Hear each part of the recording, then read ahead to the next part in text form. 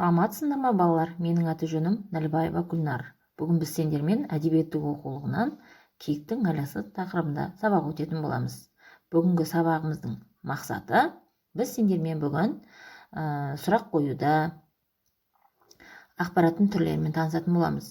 Мәтін мазмұны бойынша сұрақ қоюда, деректермен жұмыс жасауда, ақпарат табуды, ақпаратты сызба түрінде беруді үйренетін боламыз.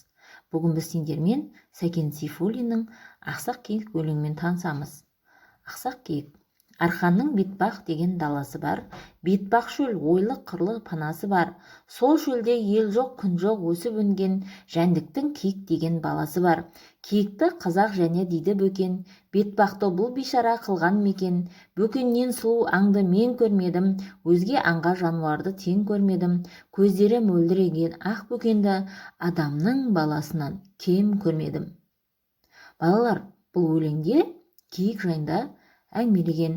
Киікті қазақ және бөкен деп атайды екен. Сол киік жайында мен сендерге ақпарат беріп кетейін. Киік киелі жануар, маңдаланың еркесі де сәні, тамылжыған табиғаттың көркіне көрік қосар сұлу. Мөлт-мөлт еткен көздерінің айтпағанда, делтілдеген танауының өзі әдемі көрінетін. Сонысымен ақ баурап алатын сүйкімді жануар. Киікті қазақ киелі деп санайды. Кейде киікті көпке тараған қосар аттарымен де атап бөкен дейді. Сәкен Сейфуллин Ақсақ киік дейтін өлеңінде киікті қазақ және дейді бөкен деп сырлайтын. Қазіргі ақбөкенді осы бөкеннен туындаған. Қазақ киік деп жазда, ақ бөкен деп қыста атаған екен деген әңгіме бар. Қыста сарғыш жүндері қалыңдап аққа айналады екен. Сол себепті ақ бөкен деген болар. Балалар, біз осы бөкен жайында осындай ақпарат білеміз. Енді балалар, біз сендермен киіктің айласы деген мәтінді оқып берейін. Әрбір жабайы аң мен жануарларынан сақтанатын қару құралы немесе айла тәсілі болады. Қасқырдың қаруы тісі, қабанның қаруы азуы. Ақ бөкен сияқты жануарлар ондай қару жоқ. Олардың сүйенері, аяқтары. Қасқыр қуса олар қашып құтылады. Күз айының шуақты бір күні еді. Сәске кезінде бір топ киік өзінің лақтарын ертіп суатқа келді. Олар жапа-тармағай су іше бастады. Тоғай тасасында бір топ аш қасқыр оларды аңдып күтіп отырған. Қасқырлар ауыздарын арандай ашып киіктерге тап берісті. Дүр етіп үріккен киіктер жоса жөнелді. Ал бір ақсақ теке олардан дараланып, судың шығыс жағына қарай бөлініп қашты. Көп киіктің алыстап кеткенін көрген қасқырлар бұйырғаны осы болар дегендей тұс-тұстан текеге лап қойды. Теке шоқақтай жортып қасқырлардан қарасын ұзар емес. Таяқ сілтем жерде ғана кетіп барады. Әні жетем, міні жетем деп қуған аш қасқырлар шаршап талықси бастады. Қасқырлар баяуласа, теке оларға қарап тұра қалады. Аш бөрелер салпақтап тағы қуады. Осы шоқырақпен олар өзеннен 20 шақырымдай ұзап шықты. Бір уақытта әлгі ақсақ теке орғып бір-екі секірді де бейден асып ғайып болды. Үздік создық ырсылдай діңкесі қураған қасқырлар тілдері салақтап әр жерде шоқиып отыр.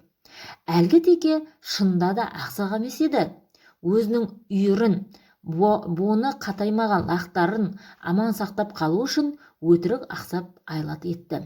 Сөйтіп ол қасқырлардың басқа жаққа адастырып әкетті. Киіктің бір текесі 10 шақты қасқырды осылайша алдап кетті. Дала жануарының ішіндегі ақбөкеннен жүйрігі жоқ. Өздері мейлінше сұлу болады. Қой секілді олар да шөп жеп қоректенеді. Олардың адамға ешбір залалы жоқ. Киіктің жаңа туған лағын құралай деп атайды. Оны атпайды.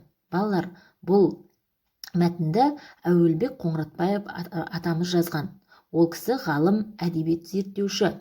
Әуелбек Қоңыратбаев 1905 жылы Қызылорда облысында туылған. Балаларға арналған Жеті алып, Сұр көжек деген кітаптары бар. Енді балалар, біз сендермен сурет бойынша жұмыс жасайық. Суретті пайдаланып, мәтінді әңгімелей қойыңдар. мәтінге сүйеніп байланысу қызықтарын жүргіз. Таяқ сілтем жер, діңкесі құрыған, залал деген сөздердің мағынасын қалай түсінесің? Балалар, таяқ сілтем жер деген жақын дегенді білдіреді. Діңкесі құрыған деген сөз ары қарай өздеріміз жалғастырамыз. Мәтіннен Ақбөкен туралы қандай ақпарат алдың? Сендер балалар Ақбөкенді киік деп те айтатынымызды білдік, және оның ең жүйрік жануар екенін білдік, иә? Балалар, бүгін осымен біздің сабағымыз аяқталды. Сау болыңдар.